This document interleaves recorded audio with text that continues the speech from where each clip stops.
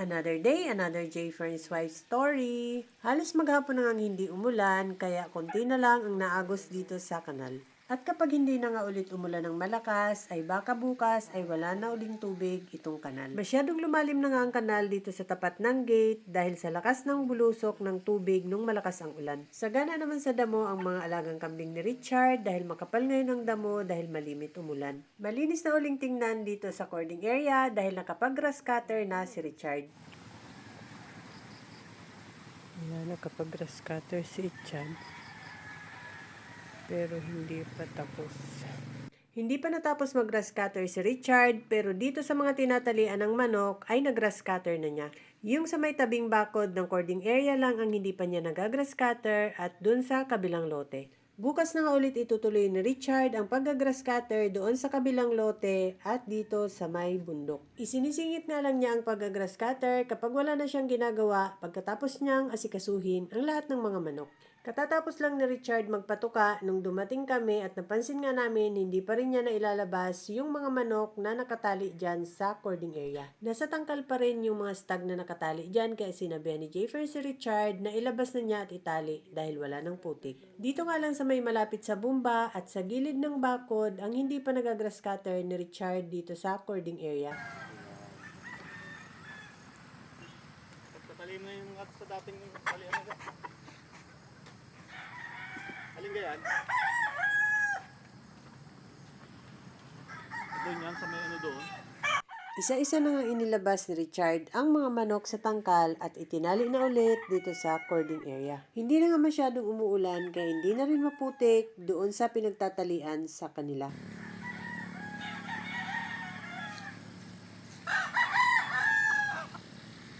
At dahil ilang araw nga silang nakalagay sa tangkal, napansin ni Jayfern may ipot ang buntot ng manok kaya pinakuha niya si Richard ng tubig sa balde para mahugasan. Isa-isa na ngang inilabas ni Richard ang mga manok na nasa tangkal. Malinis naman ang buntot ng ibang manok, yung iba lang na mahahaba ang buntot na lumalapat sa sahig ang nalagyan ng mga ipot.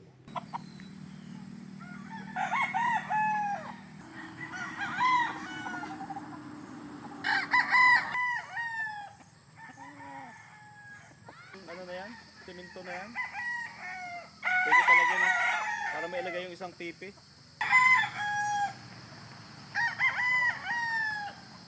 Para sa harap na yan eh.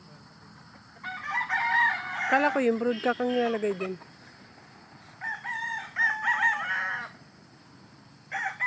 Broodcock yan?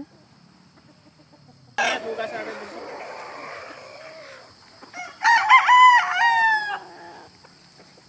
Ito yung nahan dito dati eh. Meron pa doon, Ichad? Ilan pa?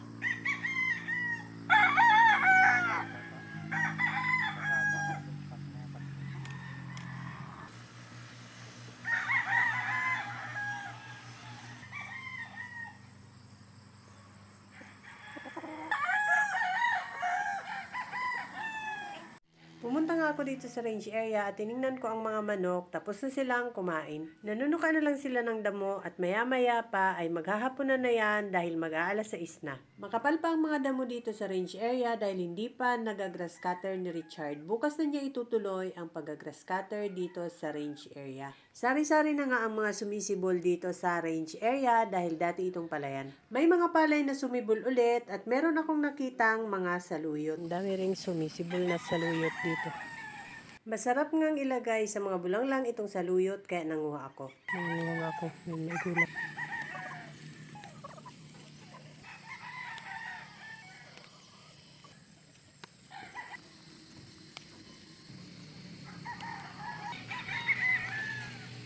Naitali na rin ni Richard ang aming white broodcock dito sa kanyang talian. Medyo papadilim na nga kaya yung mga manok ay nagpupuntahan na isa-isa dito sa kubo. May pailan-ilan na ngang nakahapon sa taas pero yung mga pulet ay sa tangkal pala nahahapon.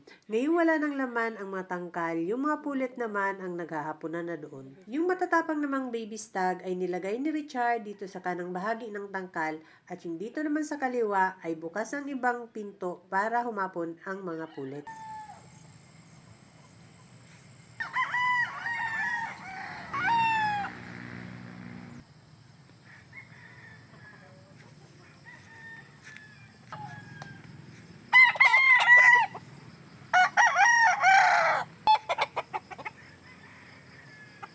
Medyo maliwanag pa ang 6:00 ngayon, kaya yung mga manok ay hindi pa naghahaponan lahat. Nagyaya na nga pauwi si Jayfern dahil kapag inabutan pa kami ng dilim ay madami ng mga nalilipad na insekto sa kalye. That's all guys. Thank you so much for watching. Please like, share, and follow for more. See you on my next video. Bye!